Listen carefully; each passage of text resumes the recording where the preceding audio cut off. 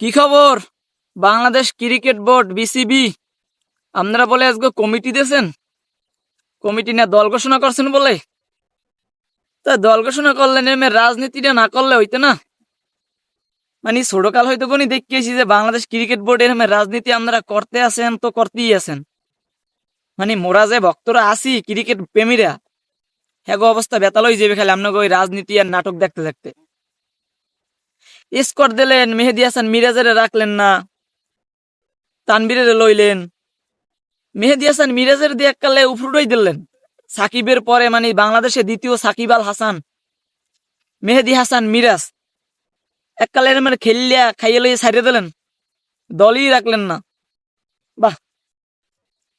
এরপর ক্যাপ্টেন শান্ত আল হাসানের দিলেন, যে বর্তমানে ডট বাবা। এরপর টন্টন কুমার দাস, সে তো আসি, হ্যার বিকল্প কোনো প্লেয়ার বাংলাদেশে জন্মাইবে না যে টন্টন কুমার, হে টন্টন কুমারই থাকবে। হেরোইন যে সরানোর কোনো ব্যবস্থাই নাই, কে হয়নি বিজয় আনা যাইতে না।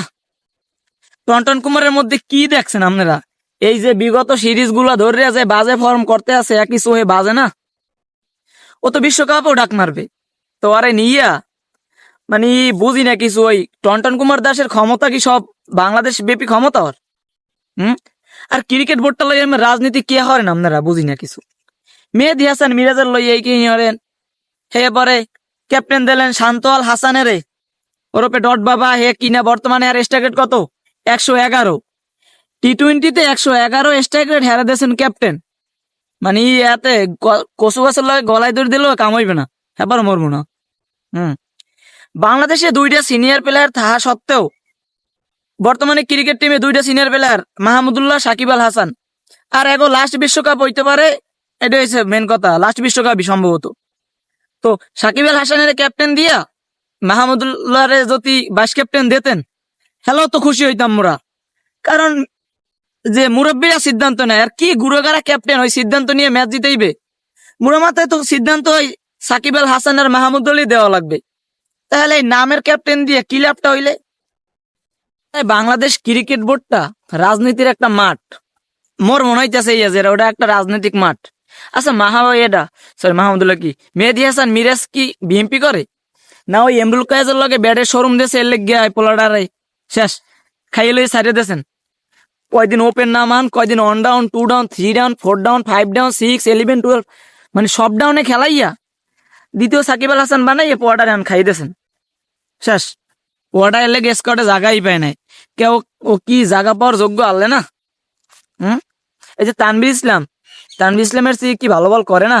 আর কি ব্যাটিং কি খারাপ? এই শান্ত আল হাসানের যে স্ট্রাইক রেট 111, হ্যারসেও তো ভালো আনলে মেহেদী হাসান মিরাজ। এখন কি কমু, মানে নাটকীয়তা। বাংলাদেশ ক্রিকেট বোর্ডটাই মানে যে রাজনীতির একটা মাঠ। নতুন কোচ আইলে হেরা সিনিয়র গুলোকে হরবে ওই নাটকীয়তা। এরপরে আপনারা এই দল লইয়া হরবেন ওইয়া। আর মোরা যারা পাগল ভক্ত আছি, মোরা খালি ওই কষ্টই পামু। কারণ মনে শান্তি না থাকলে খেলা দিকেও শান্তি আছে। এরপরে সাইফুদ্দিন একদিন খারাপ করছে, 55টা রান দিয়েছে, এর লেগে সাইফুদ্দিন এককালে উদ্ধার হয়ে গেছে। মানে হে ডে তো বল করতে পারে না, উমুক সুমুক এককালে সব কামাইবে বিসিবির সভাপতিরা, যারা এই যে টিমটার সাজাইছে এরা। প্রথম ওভারে বল করলে, প্রথম বলে উইকেট পাইলে হেকালে একাল সাইফুদ্দিন কেয়ার লাগে অ্যান্ড্রু রাসেলের লগে তুলনা দিয়ে লান, অমুক লগে একাল বেরান লারা টারা, মানে লারাইয়ে পুরো একসাথ করে লান ভালো করলে। আর এখন এককালে শেষ, একদিন খারাপ করে। টাইফুদ্দিনের নিয়ে কোনো অভিযোগ নাই, অজা হরসেন। মোর এক্সের অভিযোগ খালি মেহেদী হাসান মিরাজের নিয়ে। কারণ মেহেদী হাসান মিরাজ কোন যুক্তিতে যে স্কোয়াডে জায়গা পাইল না, মানে এই কথাটার মানে মুই উত্তরই বিরছেই পাই না। ইন্ডিয়ার লগে ম্যাচ জিতেইলে কত কিছু কি কমু, কর মতো কোনো কিছু নাই। কি কমু, দুঃখ ভারাক্রান্ত মনটা নিয়ে পারো বাংলাদেশ টিমের লজ্ঞা একশো শুভকামনা। আর বিসিবির লজ্ঞা আরো শুভকামনা। ঠাডা পুরে ধ্বংস হয়ে যায়।